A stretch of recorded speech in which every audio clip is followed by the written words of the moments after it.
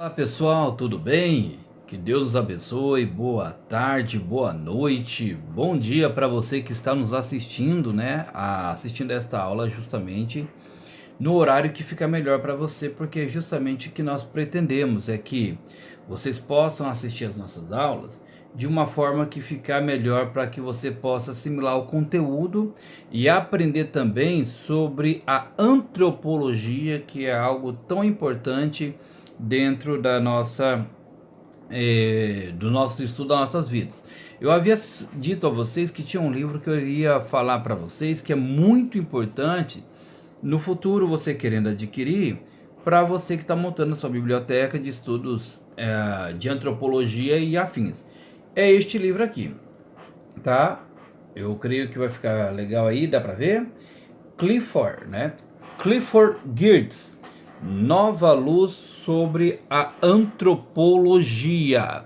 Então, é importante este livro aqui eu até deixei aberto aqui para vocês no capítulo 7, que ele vai falar sobre o legado de Thomas Kuhn, o texto certo na hora certa, que é aquele livro que trata sobre as revoluções científicas, tão cobrado aí, tão conhecido para quem já fez ou está se preparando para o mestrado.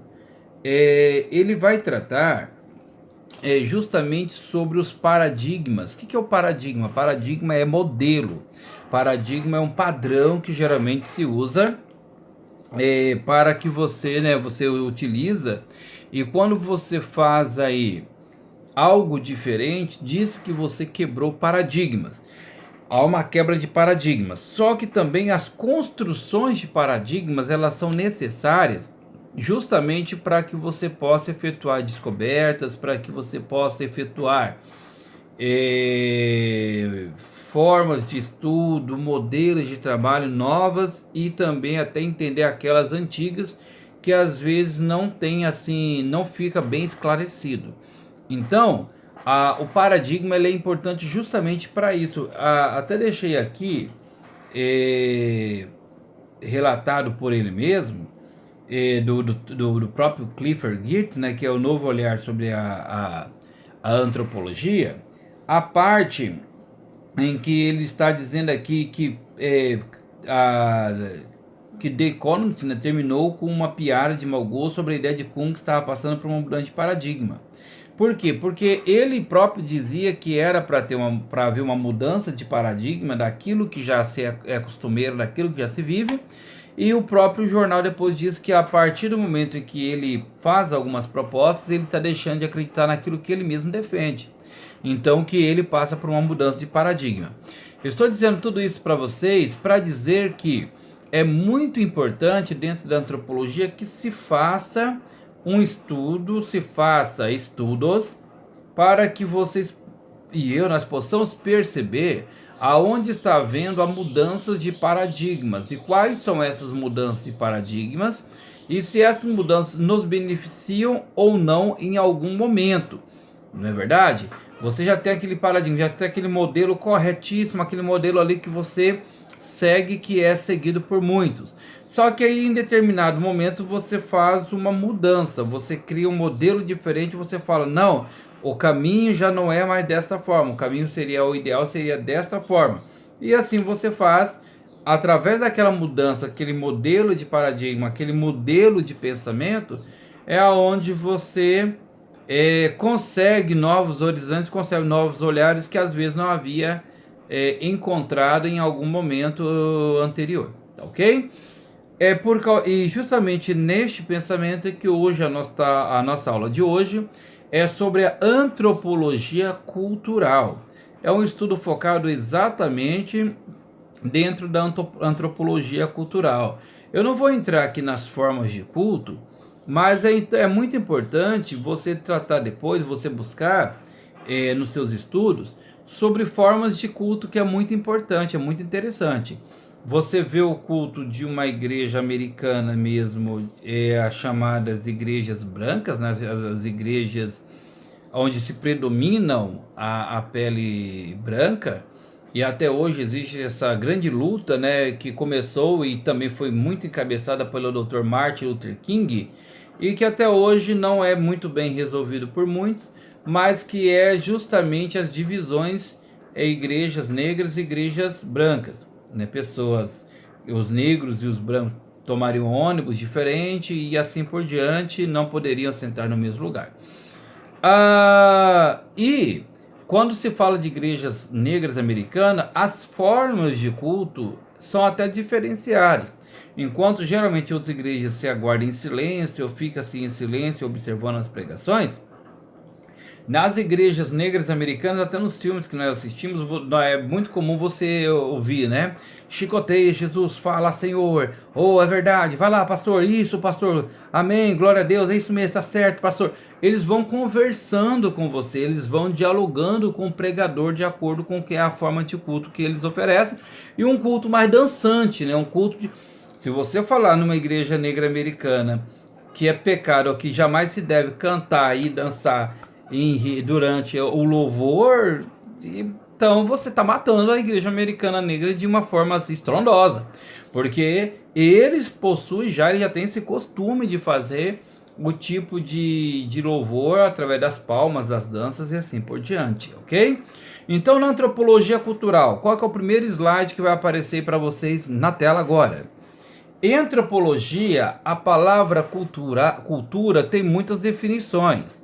Coube ao outro antropólogo inglês Edward Burnett Taylor, nos parágrafos iniciais de Primitive Culture, 1836, a cultura primitiva, oferecer pela primeira vez uma definição formal e explícita, dos conceitos. Cultura, três pontinhos, é o complexo no qual estão incluídos conhecimentos, crenças, artes, moral, leis, costumes e quaisquer outras aptidões e hábitos adquiridos pelo homem como membro da sociedade. Já o antropólogo americano Melvin Jan Herkowitz descreveu a cultura com a parte do ambiente feita pelo homem, Ralph Linton como a herança cultural e Robert Harry Lowell como o conjunto da tradição social. No século XX, o antropólogo e biólogo social inglês Ashley Montagu definiu como modo particular como as pessoas se adaptam ao seu ambiente.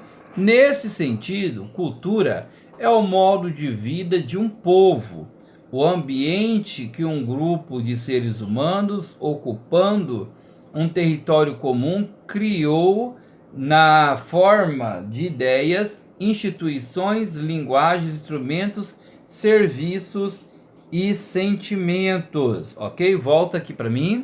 O primeiro slide trouxe aí uma definição do que é a cultura. Gente, não tenha-se por encerrado nesta aula a sua definição ou secando o seu conhecimento sobre o que é a cultura, de forma alguma.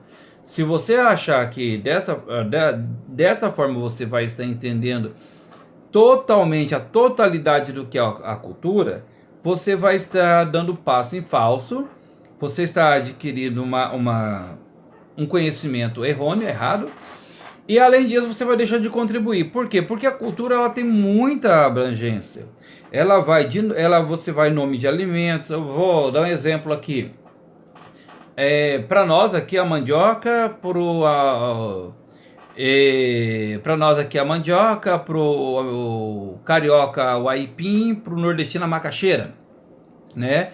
Que são alimentos, o mesmo alimento com nomes diferenciados de acordo com o local, né? De acordo com a região de mora. Então você já imaginou se alguma dessas culturas dissesse o correto é dizer mandioca, o correto é dizer macaxeira, o correto é você dizer o aipim? Então nós estaríamos aí com umas definições totalmente equivocadas daquilo que é a cultura, daquilo que é o verdadeiro sentido de um produto que vem com nomes dados e derivados de culturas e formas diferentes. Então a cultura ela vai nas crenças, ela determinadas tribos têm o nome de um deus ou deuses, determinadas culturas têm nomes de outros deuses. Você percebe-se lá na Grécia Antiga, como tem Faraó, que é um deus humano, um deus na terra. Outras culturas como os sumérios, que tinham deuses, né, diferenciados uns dos outros, e os gregos, que também tinham deuses, que eram deuses diferenciados até no seu modo e forma de ação e domínio. Aí, a mitologia romana, ela empresta algum desses deuses, ou já existia deuses também que acreditavam-se do céu, da terra, do inferno, e ela muda-se, né? Ela tem um nome diferenciado para esses deuses com as funções que eles mesmos traziam. Só que qual que é a diferença, qual que é a semelhança dessas culturas? Que eles acreditavam em deuses. Eles entendiam, né, e defendiam a tese de deuses, e que deuses em várias funções. Não raramente você via uma cultura, via um povo com um Deus único.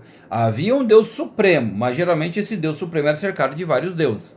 Então, a moral, né, que é casa-se com quem, vive-se com quem, não roube, não pegue o que é do fulano, não pegue o que é do cicrano, respeite seus semelhantes.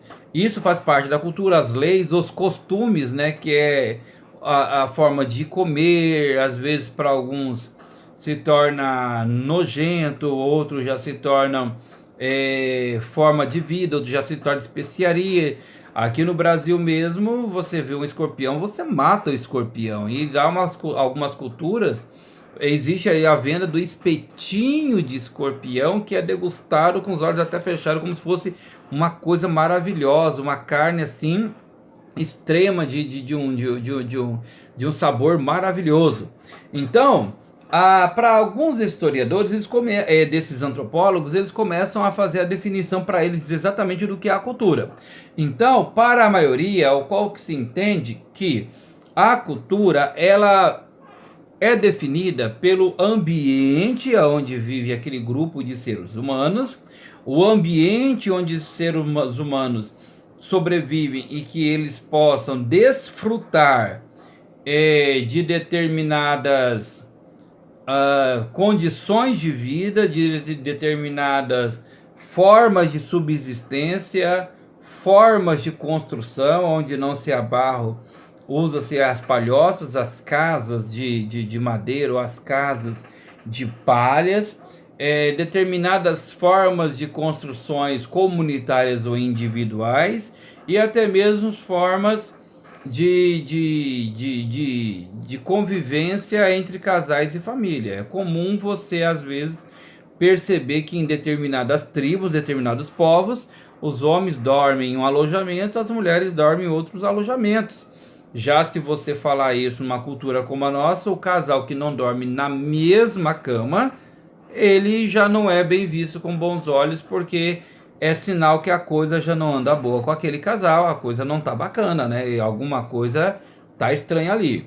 Então, a cultura, para que ela venha a ser vista e venha a ser defendida e entendida, dentro deste povo, este povo ele geralmente ocupa o mesmo território, né? Para aqueles da mesma cultura, que defendem a mesma cultura, vivem geralmente do mesmo território em harmonia, não é um aqui, outro lá no Rio Grande do Sul, não, de forma nenhuma. Cria nas ideias, as instituições, as linguagens, os instrumentos, né, de vida dessa cultura, aquilo que eles possuem, as pedras, as facas, as formas de defesa, de caça, é defendido por determinada cultura, de determinada forma, e como é curtida aquela carne, como é serenada aquela carne, como é conservado aquele alimento, como é feita a caça, a pesca, as plantações, os serviços, um servindo ao outro, se é o médico, se o outro não existe assim, mas se é um cozinheiro de festas, as festas das formas que são organizadas. Por isso que é interessante, parece que quem está lá na selva tem uma vida bagunçada, tem uma vida totalmente assim, sem nenhuma regra. Não, aquelas festas são organizadas, aqueles jogos indígenas, aquelas formas de disputa de jogos são organizadas e existem regras para aquelas festas. Talvez você, como eu, goste de filme antigo, ou já assistiu ou ainda assiste, lembra do Rambo 3, aonde ele fazia uma disputa em cavalos, eles vinham e tomavam um carneiro morto e disputavam entre eles para ver quem buscava aquele carneiro morto, e aquele carneiro você tinha que pegar aquele carneiro e só vencia se você conseguir chegar a cavalo sem ninguém te derrubar a determinado lugar onde tinha um círculo e jogava aquele carneiro morto, então você marcava um ponto. Se você prestar bem atenção, lembra-se o contato entre eles ali de um derrubar o outro do futebol americano, aonde você está com a bola, você tem que estar passando a bola, alguém pula em cima de você e você consegue chegar até o outro lugar, ou fazer o gol, ou consegue chegar até o fim do campo, né? Para que assim você possa marcar um ponto, o gol, ou marcar a pontuação. Então, esses jogos, essa forma de cultura e de serviços, tem as pessoas que são responsáveis. E de sentimentos, como é o sentimento da morte, alguns cantam para os mortos, a maioria deles crê que esses espíritos andam ali ao redor, então precisa-se respeitar os espíritos daquelas pessoas mortas, porque elas podem estar vindo, podem estar querendo se comunicar, e as culturas que existem, quando você tem esta formação deste povo, com todos estes e até mais outros ainda aspectos, então diremos que este povo possui a sua cultura, tá bom? Possui a sua cultura. Cuiabano com a viola de coxo, com o piqui, com o peixe, o baiano, da cultura baiana você vai lembrar da farinha, da pimenta, né, que é muito consumido, acarajé. No Rio Grande do Sul você vai lembrar sempre do chimarrão, do churrasco, principalmente aquele que é feito no chão. E assim, dentro de um território, dentro de um local onde as pessoas geralmente consumem as mesmas culturas. Até hoje, nós estamos em território, nosso local, em nossa terra, em nosso Brasil, que na realidade são Brasis, existe essa facilitação de troca de culturas. Mas quando nós falamos de povos isolados, povos que não se comunicam, povos que geralmente se reúnem ali entre eles, raramente, dificilmente essa troca de cultura tem uma facilidade muito grande. Estou advertindo sobre isso, até porque eu tenho certeza que alguns são professores, pastores, missionários. Então, muito cuidado com o choque cultural, muito cuidado na hora de entender a cultura de outro povo. Próximo slide. Só o homem é portador de cultura. Por isso, só ele a cria e possui e a transmite. As sociedades animais e vegetais a desconhecem. É um complexo porque forma um conjunto de elementos interrelacionados e interdependentes que funcionam em harmonia na sociedade. Os hábitos, ideias, técnicas compõem um conjunto dentro do qual os diferentes membros de uma sociedade convivem e se relacionam. A organização da sociedade, como um elemento desse complexo, está relacionada com a organização econômica. Os dois entre si relacionam-se igualmente com as ideias religiosas. O conjunto dessa inter-relação faz com que os membros de uma sociedade atuem em perfeita harmonia. Continue comigo. A cultura é uma herança que o homem recebe ao nascer. Desde o momento em que é posto no mundo, a criança começa a receber uma série de influências do grupo em que nasceu. As maneiras de alimentar-se, o vestuário, a cama, a rede para dormir, a língua falada, a identificação de um pai, de uma mãe e assim por diante. A proporção que vai crescendo recebe novas influências desse mesmo grupo, de modo a integrá-la na sociedade da qual participa com uma personalidade em função do papel que nela exerce. Se individualmente o homem age como reflexo de sua sociedade, faz aquilo que é normal e constante nessa sociedade. Quanto mais nela se integra, mais adquire novos hábitos capazes de fazer com que se considere um membro dessa sociedade, agindo de acordo com os padrões estabelecidos. Esses padrões são justamente a cultura da sociedade em que vive. Volta para mim aqui. Então, nós estudaremos isso também em sociologia, que já é um braço do estudo da sociedade, também abrangido pela antropologia, mas que, como a antropologia aqui, ela está estudando algo até um pouquinho mais profundo, então, do que a sociologia, então ela vai pegar essa abrangente toda. Quando a pessoa economicamente vive em uma sociedade, quando a pessoa economicamente e religiosamente vive um povo, a facilidade da convivência e da continuação desta cultura é uma continuação mais fácil, é uma continuação mais simples, porque economicamente os hábitos, as ideias da vamos plantar, todo mundo começa a fazer a plantação de segunda a quarta-feira. Aí na quinta-feira, na sexta-feira nós fazemos um lazer, vamos para o rio, vamos tomar banho, vamos pescar, um exemplo. Então você faz aquele trabalho dentro de uma comunidade, né, dentro de uma sociedade, e economicamente aqueles hábitos e aquelas ideias, a técnica, né, você vai passando de pai para filho, a forma de plantar, a forma de colher, a forma de pescar, faz com que as pessoas consigam viver em harmonia, um dependendo ali do outro, porque a plantação de arroz, a plantação de feijão, a plantação de café, a plantação a pesca, a caça, a carne de caça, divide-se entre eles e negocia-se entre eles. Por quê? Porque essa facilidade ela pode existir porque estes povos não trabalham com o interesse capital, com o interesse de acúmulo de riqueza, como falamos na aula anterior. Então, existe essa inter-relação de um precisar do outro, de um viver ter a convivência e a troca de valores, a troca de alimentos, economicamente falando, de outros, e isso também entra dentro da esfera religiosa.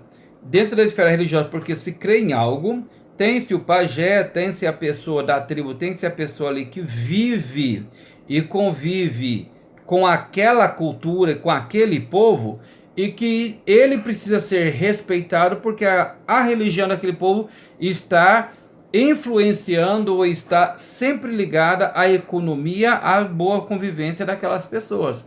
Um exemplo claro disso é por isso que não existe um choque missionário dentro de um país islâmico. Para muitas pessoas que acham que vão chegar lá na praça e já sair pregando, né, nas praças públicas, falando de Jesus e todo mundo vai se converter. Não é assim que funciona. Não é desta forma que se trabalha missões, não é dessa forma que trabalha antropologia. Dentro da sala de aula da escola, nós trabalhamos também desta forma.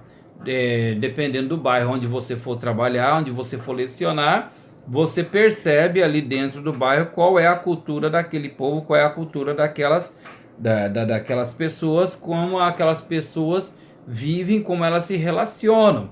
Então, muitas vezes você vai fazer como já aconteceu comigo, em falar em Dia das Mães, numa sala de aula, e nesse Dia das Mães que é falado dentro da sala de aula, que faça a lembrança do Dia das Mães, alunas e alunos começam a chorar e começam a se lamentar porque a mãe não está, a mãe largou, a mãe foi embora, e aquele Dia das Mães vira uma tragédia, porque alguns alunos têm as mães com eles, com algumas crianças, e outros já não têm a mãe, não está com a mãe ali presente, e a mãe muitas vezes ignora até as visitas das crianças, então isso é algo a ser superado. Então é por isso que é importantíssimo que a forma daquele povo, a forma das pessoas serem atingidas viverem e terem a consciência cultural da sua convivência e da sua forma de vida é importante a ser lembrado e pesquisado na hora de você falar aí de cultura, tá bom? Continuando aí comigo. A cultura, né, é uma herança dada, já pode ficar comigo aqui que nós já passamos esse slide.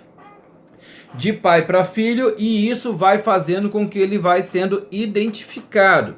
É por isso que muitas vezes os pais, os filhos têm muita facilidade de seguir o exemplo do pai, o exemplo da pessoa ao qual ele mais admira. É a responsabilidade muito grande culturalmente também para aqueles como nós, é claro, que estamos em sala de aula, porque as pessoas podem seguir seus gestos, sua forma de falar, acreditando naquilo que você está ensinando, acreditando naquilo que você está deixando claro para ele que é o correto para ele, para o ensino dele, para a vida dele, para a forma de formação dele, assim como vocês estão acreditando aqui na aula da qual eu estou lecionando com vocês, e isso é passado de pai para filho. Eu aprendi dessa forma, tal. É aonde não confunda a cultura com paradigma. Porque nem sempre aquilo que o pai e a mãe te ensinou e que você aprendeu e que é a forma ideal é a forma com qual você vai tratar. Neste ponto, existe sim uma forma de quebra de paradigma. Só que a forma de quebra de paradigma cultural que existe precisa ser feita de uma forma responsável, educada e com respeito. Se não me engano, aquele livro de um testemunho, Por Essa Cruz Te Matarei, eu li este livro na minha adolescência. É um missionário que chega em uma tribo e lá na tribo as pessoas sofriam com conjuntivite seríssima, né? Conjuntivite. E ele tinha com ele no equipamento dele um medicamento que ele poderia ser curado da conjuntivite, né? Era umas gotas e estava resolvido o problema. E aí o que acontece na tribo? Todas as vezes que alguém tinha conjuntivite, a pessoa fazia uma oração, né? Ali fazia aquela reza. E aquela mulher, aquela pajé da tribo ali, ficava fazendo a oração, uma senhora, uma feiticeira da tribo, uma coisa assim. E as pessoas iam se agravando e ela passava noites fazendo oração, olhando para a lua e depois para o sol, para que as pessoas pudessem ser curadas. E não acontecia a cura, e sim um agravamento de muitas daquelas pessoas. O que esse missionário fez? Mostrou para ela o colírio e disse para pingar que daria certo. E ela disse que não, que aquilo ali era uma maldição, era uma cobrança dos deuses e tal, então não haveria como fazer isso. Então o que ele disse? Ele foi lá, passou a mão, o dedo no olho de uma pessoa infectada, né? E passou nos próprios olhos e contraiu a conjuntivite, ele mesmo. E ali ele com aquele mostrou e ela começou a fazer a reza também. Ela já estava exausta de tanto fazer a reza. E ele disse assim, que Deus tinha mostrado para ele, tinha dado para ele aquela fórmula para ele pingar no olho. E pingou na frente dela e mostrou.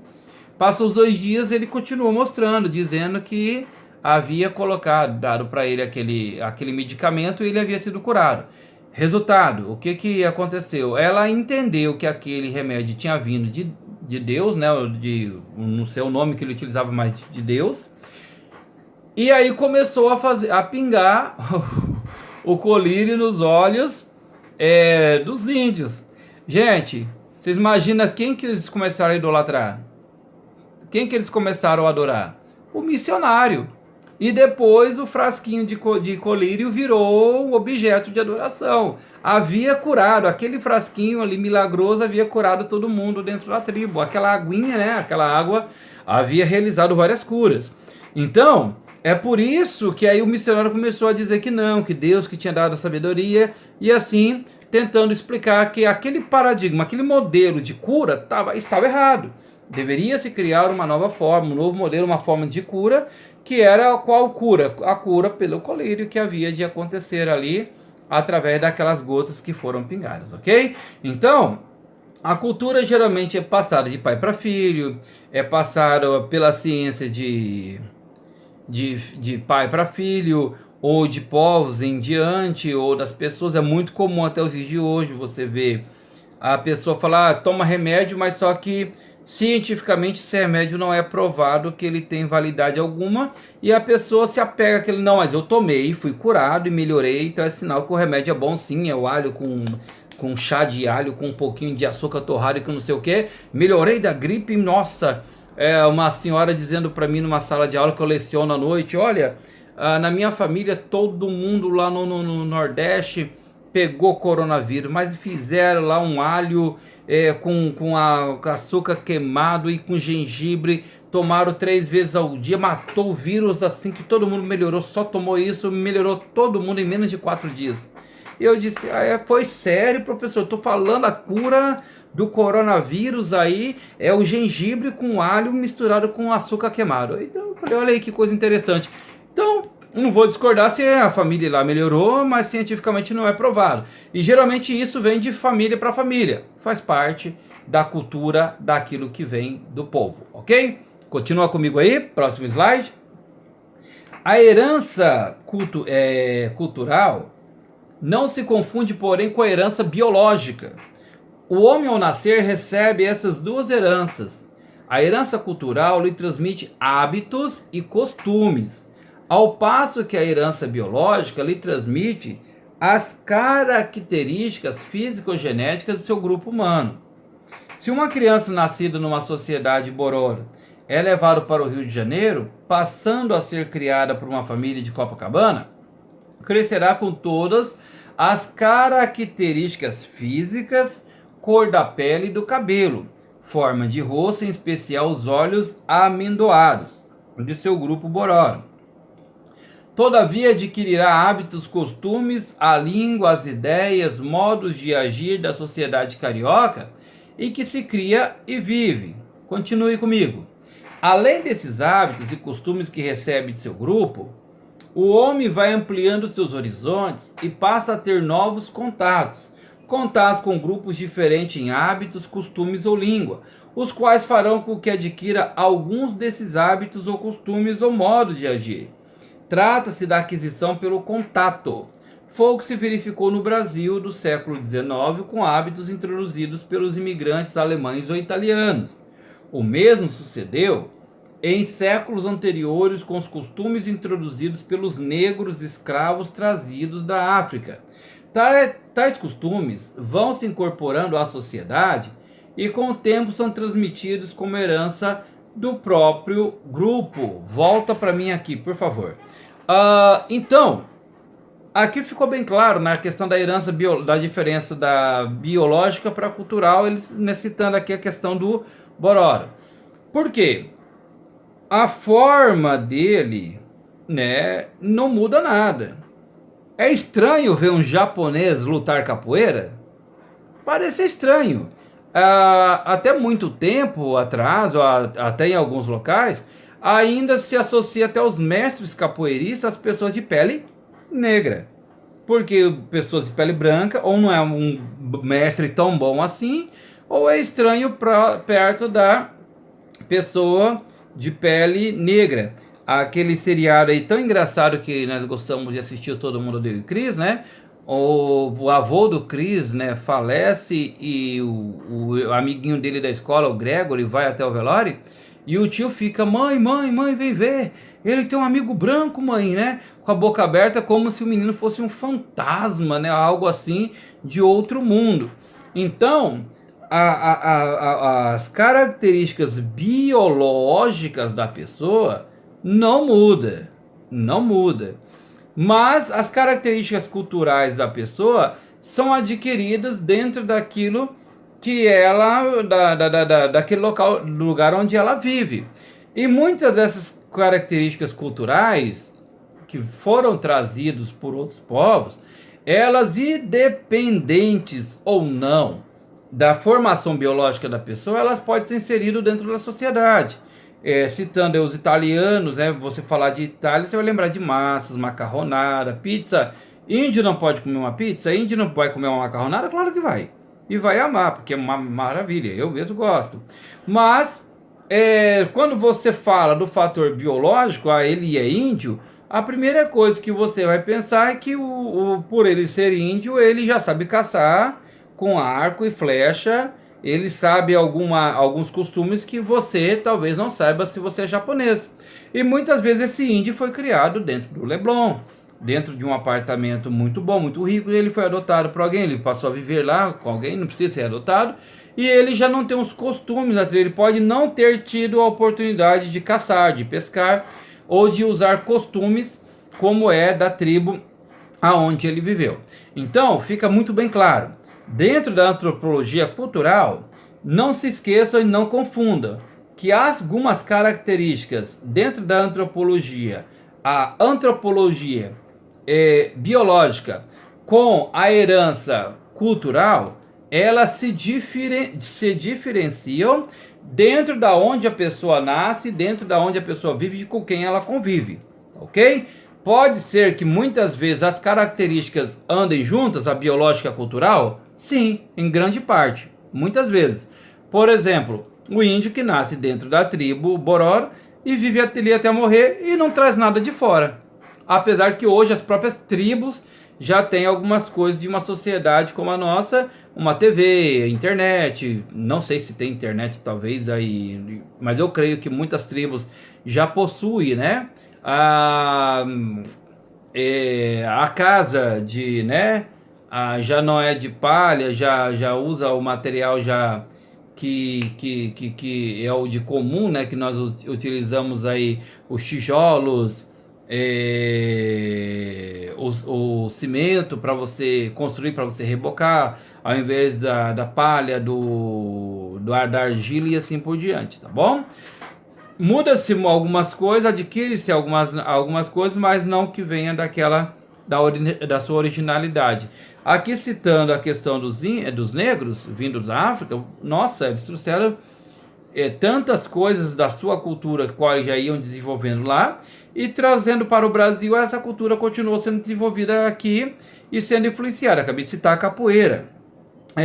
A feijoada, que era feita justamente de restos, né, de sobras de suíno, né, de porco, e depois se tornou e hoje é um prato, uma iguaria admirada no mundo todo, e não é tão barata, é caríssima, né, perto daquilo que se adquiriu com o passar do tempo, com o passar dos conhecimentos que se foram adquirido, ela se tornou uma proporção, né? A cachaça da cana-de-açúcar tornou-se uma proporção a nível mundial e de iguaria, de especiaria, caríssima, né? Cara, perto daquilo que era desenvolvido por pessoas pobres ou pessoas simples ou de uma cultura que não é a cultura ocidental, uma cultura, vamos assim dizer, que trazia iguarias diferenciadas, ok? Vamos continuar já com vocês aqui no próximo slide. Espero que vocês estejam gostando da aula e qualquer dúvida sempre pode estar sempre nos chamando aqui que nós tiramos todas as dúvidas, ok? Falamos dos hábitos e costumes, falamos do biológico e do cultural. Então, a partir de agora, nós já seguiremos para o próximo slide.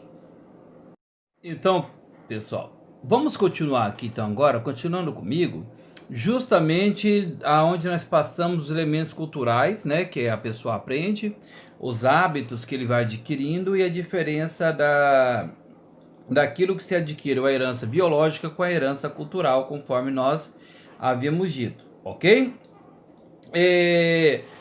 Além dos hábitos, continuando o slide comigo, além desses hábitos e costumes que recebe de seu grupo, o homem vai ampliando seus horizontes e passa a ter novos contatos com grupos diferentes em hábitos, costumes ou língua, os quais farão com que adquira algum desses hábitos ou costumes ou modos de agir.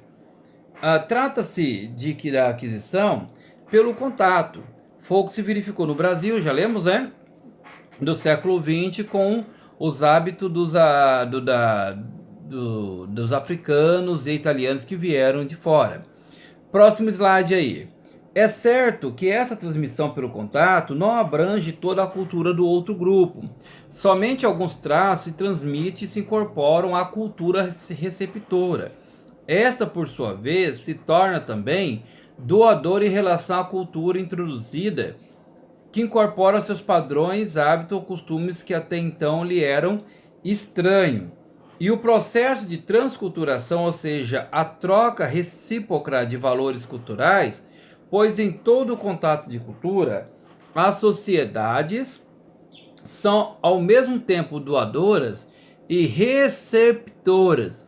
Dessa forma, o homem adquire novos elementos culturais e enriquece o tipo cultural. Então, nós sabemos que o homem, ao adquirir a cultura, o que acontece com este homem? Este homem, ele já deixa de ser apenas um receptor cultural de uma cultura de fora, como também ele pode estar vindo a não só receber a cultura, mas também doar a sua cultura. É por isso que existe aquela troca até de presentes amigáveis quando você é de uma determinada cultura e você chega em outro lugar. Por quê? Porque do momento que a pessoa percebe que você está ali não apenas para trazer, para ensinar, para falar para eles da cultura que eles vivem, mas também se dispõe a aprender sobre a cultura daquele determinado povo, eles vão te olhar de uma forma diferente, eles vão te olhar de uma outra forma. Por quê? Porque eles entendem que você está respeitando a cultura a qual ele está, da qual você está passando, e também entendendo que é o melhor para ele a cultura a qual você está lhe trazendo, desde que essa cultura da qual do qual eles estão recebendo não seja uma forma agressiva e nem exploratória, como é a que aconteceu no Brasil, onde você se trocava ouro, né, como diz a letra da música do próprio Renato Russo, por pano de chão, um espelho por várias pepitas de ouro, pela exploração dos índios, pelos aprisionamentos dos índios, para fazer deles a mão escrava, e dos próprios negros. E quando se perguntou para a igreja daquela época, a igreja católica, a igreja oficial da época, os índios, quem eram os índios, quem eram os negros, aquelas pessoas que apareciam ali na frente destes invasores, eles diziam que eram pessoas, eram como animais que não tinham almas e que poderiam ser escravizados livremente, porque não teria nenhum tipo de problema, já que eles não tinham alma, não prestariam contas diante de Deus, porque eles eram pessoas, eram animais, era uma forma de animais que existiam, eles não tinham alma. E essas pessoas eram tratadas sem almas, escravizadas e vivendo dessa forma durante muito tempo. Então, a troca de culturas existe, o aprendizado da cultura existe e é necessário. Continuando aí, para a gente não demorar muito com o nosso adquirido, né? Do tempo que enriquece a sua cultura. Então, vamos lá, continuando. Esses elementos que compõem o conceito de cultura permitem mostrar que ela está ligada à vida do homem de um lado e de outro se encontra em estado dinâmico, não sendo estática sua permanência no grupo. A cultura se aperfeiçoa, se desenvolve e se modifica continuamente, nem sempre de maneira perceptível pelos membros do próprio grupo. É justamente isso que contribui para seu enriquecimento constante, por meio de novas criações da própria sociedade, ainda do que adquirido de outros grupos. Graças às pesquisas em jazidas arqueológicas, olha aqui a arqueologia onde está entrando aqui, pessoal. Não se esqueçam, tá? Tem sido possível recompor ou reconstruir as culturas, o que permite conhecer o desenvolvimento cultural do homem, sobretudo no campo material. É mais difícil, porém, conhecer o desenvolvimento da cultura espiritual, embora muita coisa já se tenha podido esclarecer. De qualquer forma, o que se sabe é que, nascida com o homem, a cultura sofreu modificações ao longo dos tempos, enriquecendo-se de forma de novos elementos e adquirindo novos valores. A cultura acompanha, pois, a marcha da humanidade, está ligada à vida do homem desde o ser mais antigo. Com a expansão do homem pela Terra, ocupando os grupos humanos, novos meios ambientes, a cultura se ampliou e se diversificou em face das influências impostas pelo meio, cujas relações com o homem condicionam o aparecimento de novos valores culturais ou desaparecimento de outro. Volta para mim então aqui. Existe um pensador, um psicólogo muito conhecido chamado Vygotsky. Ele é pedagogo, é muito conhecido. Quem é pedagogo sabe de quem eu estou falando. impossível não ter ouvido falar de Vygotsky. Vygotsky, ele traz ali quase sempre, né, o seu foco, o seu objeto de pesquisa é o meio. Então ele vai falar da socialização, né, que as pessoas trocam informações e trocam as culturas. Ele vai defender o aluno que aprende dentro da socialização, né? O fulano reuniu com seus coleguinhas a sala de aula. Jogando bolita, ele descobriu que 10 bolitas dividido para 5 participantes, cada participante teria direito a 2 bolitas. Então, ele agora percebeu por que a professora diz que 10 dividido por 5 corresponde a 2. Então, de uma forma social, de uma forma socializando com seus colegas, ele consegue fazer uma divisão que estava sendo tão difícil para ele na escola. 10 dividido por 5 é igual a 2, porque 5 vezes 2 é 10. Então, ele conseguiu com os amiguinhos dele aprender de uma forma diferenciada. E aí, o meio para Vygotsky é o que faz com que as pessoas troquem informação, se socialize, né? Aprenderemos alguma coisa assim na sociologia. E aqui ele vai falar que a cultura é dessa forma também. Algumas coisas culturais pela arqueologia são descobertas e são aprendidas. A forma com que eles comiam, os vasos de cerâmica, que eram feitos as cuias, né, os vasos de cerâmica para alimentação, a forma de preparo dos do animal ou da comida, que, né, daquilo que se comia, era descoberto, pode ser descoberta também arqueologicamente, a forma de construção de barracas e tal. Algumas coisas não podem ser facilmente descobertas, como é, por exemplo, aquilo detalhado das coisas espirituais. Inclusive, para vocês que estão me assistindo, que talvez ainda não saibam, talvez pode ser a primeira vez que nós estamos nos falando, alguns já fizeram outra disciplina comigo. O meu doutorado, qual estou cursando agora, pela graça do Senhor, ele está sendo baseado justamente na antropologia, baseado justamente nesse entendimento da cultura. Principalmente voltado à área espiritual, que é a área do objeto, né, daquilo que é adorado, do símbolo adorado. Então, por exemplo, você encontra um totem, né, encontra lá uma cara de monstro, e aquilo que nos assusta era tido por um povo antigo como Deus, venerado como Deus supremo, como Deus do amor, como Deus que é aquele Deus que castiga, aquele Deus que pune se caso a pessoa não faz aquilo que ele determina e assim por diante. Então, como chegar àquela forma de Deus? De onde veio, né, a inspiração para aquele formato, né, de rosto, de totem humano? De onde veio a inspiração para que aquela pessoa chegasse à conclusão que ali é Deus e se torna aquilo venerado por todas as tribos, começando por alguém, as pessoas da tribo, né, daquele lugar, e daqui a pouco aquilo se torna uma religião, se faz sacrifícios até humanos por aquele Deus, faz sacrifícios semanalmente, mensalmente, faça cultos àquele Deus, e diante daquele objeto, diante daquele totem, diante daquela figura construída ali pelo homem, né, por este ser humano, por este homem. Tá aí um exemplo claro, é o bezerro de ouro que nós vemos aí no livro de Êxodo, né, onde existe aquele bezerro de ouro e começam a adorar como aquilo ali era o símbolo. Então, se é criado ali um urubu, eles iriam adorar? Eu só estou fazendo você pensar, tá? Um corvo, aquele corvo é o Deus que tirou Israel da terra do Egito, eles iriam adorar?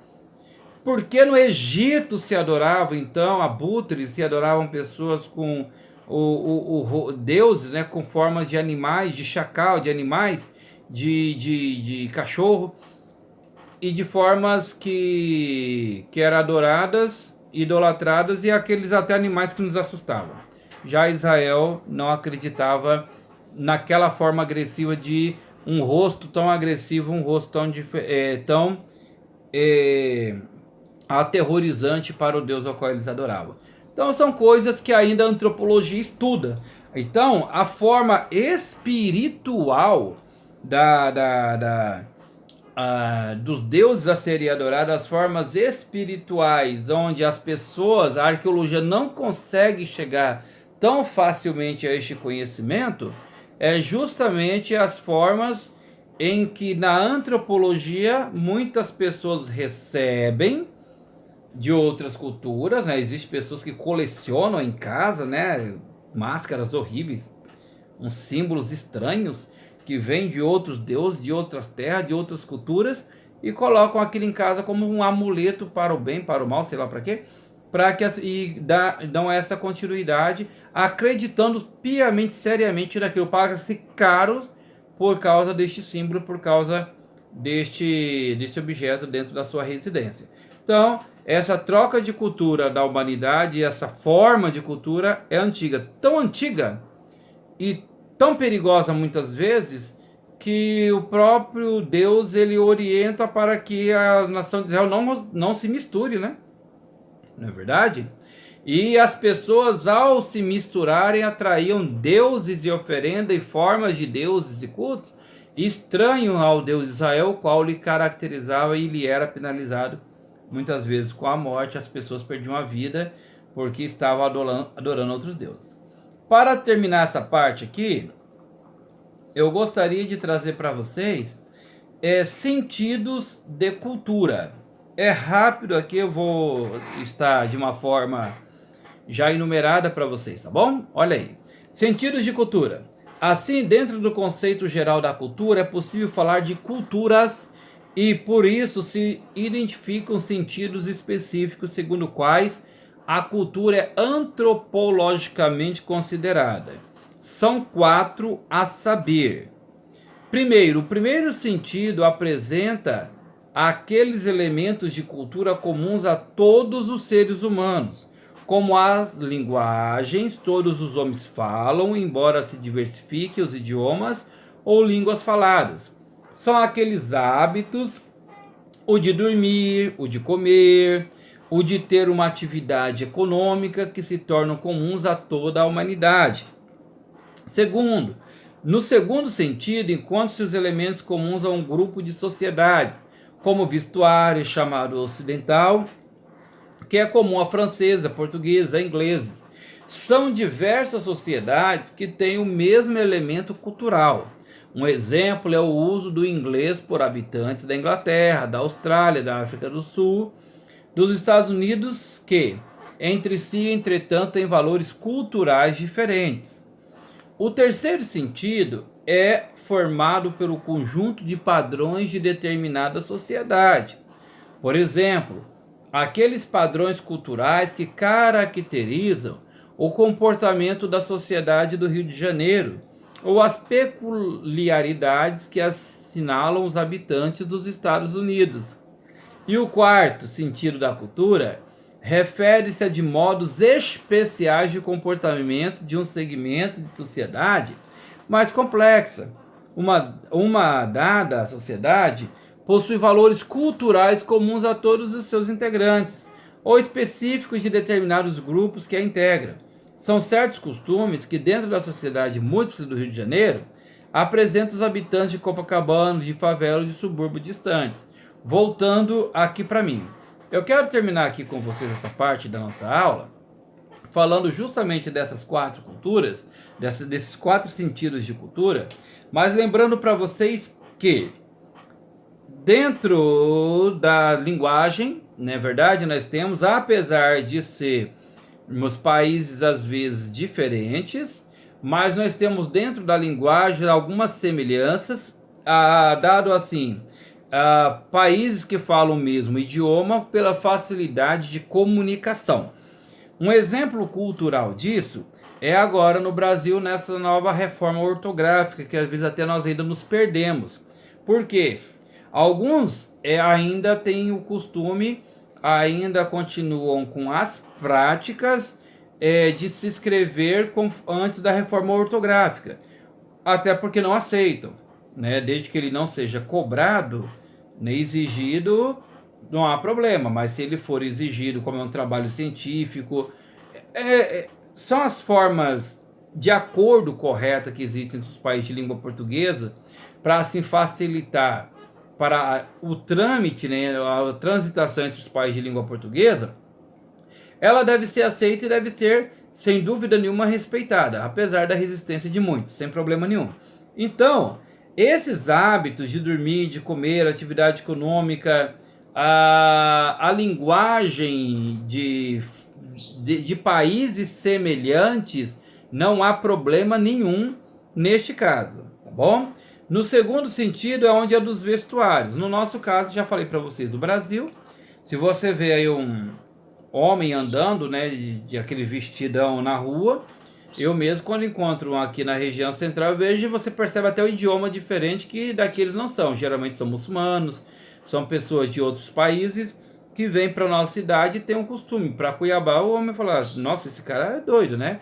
Um baita do vestidão desse na rua até aqui, né, com um chapéu ainda no calor deste, e para eles estão andando com tanta tranquilidade ali que não interfere. Às vezes da onde ele vem o calor é até bem maior do que o nosso, então não interfere tanto na forma da qual ele vive. Esses países que geralmente são assim culturalmente falados, não existe dificuldades para que haja a identificação cultural na forma de se vestir. Por isso, países como nós, você vai para os Estados Unidos, você vai encontrar uma camiseta com uma tranquilidade, uma calça com uma tranquilidade, um terno com certa tranquilidade, o qual você já não vai achar em países como às vezes, a Arábia ou coisa parecida. O terceiro sentido é formado pelo conjunto de padrões que determina a sociedade, que são padrões culturais e o comportamento de sociedades e algumas peculiaridades, como é o caso do Rio de Janeiro e é o caso dos Estados Unidos. Algumas formas de etiqueta, formas de comer, forma de se portar à mesa, padrões culturais da forma de você se apresentar diante da sociedade, você conversar com alguém da sociedade, você conversar na frente de um presidente da república, de uma pessoa que tem uma cultura diferenciada da sua e de onde você chega, daquele lugar que você chega. Dizendo a vocês aí que, conforme foi dito, a forma de dormir, a forma até mesmo de alimentação diferenciada de acordo com aquilo que eles possuem, talvez um lanche com refrigerante muito grande, 2 hambúrgueres e uma pizza pode ser muito comum nos Estados Unidos. No Brasil já não é tão comum, mas é o arroz, é o feijão. E quando você vai para os Estados Unidos, você descobre que às vezes um prato ali de arroz e feijão é muito caro, então você às vezes precisa se alimentar como eles se alimentam e assim por diante. Muda-se esses hábitos de acordo com a cultura, por mais que se pareçam em algumas situações, diferencia-se em alguns aspectos culturais de costumes que existem. Aqui citado até o ato de dormir, né? Muitas vezes é comum em países como o nosso você falar que o trabalhador está às 6 horas da manhã na rua trabalhando, né, tranquilamente, está trabalhando e não vê nenhum mal nisso, né? E já em um país, às vezes, como os Estados Unidos, dependendo da região e de onde está localizado, você acordar tão cedo, você está na rua tão cedo, é estranho, né? Para eles é estranho você estar acordando tão cedo assim, a partir das 6 horas da manhã. O terceiro o quarto e o último é justamente o sentido da cultura que modifica-se dentro, às vezes, até de onde você mora. Por quê? Porque dentro de onde você mora existe, né, voltando aqui para mim, a cultura já que existe, vocês já estão comigo, das pessoas que vivem dentro da mesma sociedade, dentro do mesmo lugar, comem da mesma forma, se vestem da mesma forma, só que é estranho dentro das suas características culturais, principalmente da característica financeira. Comum demais você dizer para alguém do clube que você frequenta um clube de tênis, um clube de golfe, e você mora em um apartamento rico, né, em uma região cara de uma cidade de metros quadrados cara, de uma pessoa que mora às vezes em uma favela. Aquele dizer ser interpretativo das pessoas da própria favela dizer que às vezes na favela você passa a pessoa falar aquela menina é a rainha da favela, aquela menina é uma princesa na favela, ela é a mulher mais bonita da favela que existe, é aquela moça ali. Lá fora da favela, ela sempre será chamada de favelada, de uma pessoa que mora na favela e discriminada por muitas pessoas. Mas dentro da favela, não. Dentro da favela, ela era uma pessoa que, que é muito bem respeitada e requisitada. Tanto é que quem conhece o Rio de Janeiro sabe que dentro das favelas do Rio de Janeiro existem mansões. Existem pessoas que não querem sair dali, não vão sair dali, dentro da região do Rio de Janeiro, dentro de uma favela, simplesmente porque ele pode comprar uma casa de 500 mil, milhão de reais, ele prefere estar dentro da comunidade da favela onde ele sempre viveu e quer continuar vivendo ali. Já para as pessoas lá de fora, de uma situação financeira mais abastada, é quase loucura se você falar que você acabou de sair de uma favela, acabou de uma favela, porque ele pode achar que você está ali correndo risco, um perigo, porque não faz parte da sua vida, do seu cotidiano. Pessoal, as partes da segunda da antropologia que nós gostaríamos de estudar. É a parte da cultura da antropologia, qual eu gostaria de ter trazido para vocês, a antropologia cultural. E as formas de entendimento, onde a antropologia cultural se choca. Existe há a possibilidade de você conviver com culturas diferentes, em você receber a cultura diferente e você doar da sua cultura? Sim. Existe uma forma que você pode não se corromper com essa cultura ou se corromper com a outra cultura? Claro que você pode. Desafios grandes para missionários, principalmente solteiros ou missionários que vão para outro país, onde chega no país e diz que lá se aceita casar com até 7 mulheres. E aí você entende que isso daí não seria bom para uma formação familiar, não é bom. Isso daí não faz bem para uma formação estrutural familiar. E você ter 7 mulheres, 3 mulheres, 4 mulheres, como alguns países até vizinhos nossos, existe aí uma lei que não existe nada que proíba você ter 7, mas tem que ter 7, sustentar 7 mulheres, tá, pessoal? Também. Mas na formação familiar isso não é bom, não é uma convivência, não existe uma convivência dentro da casa, dentro do lar.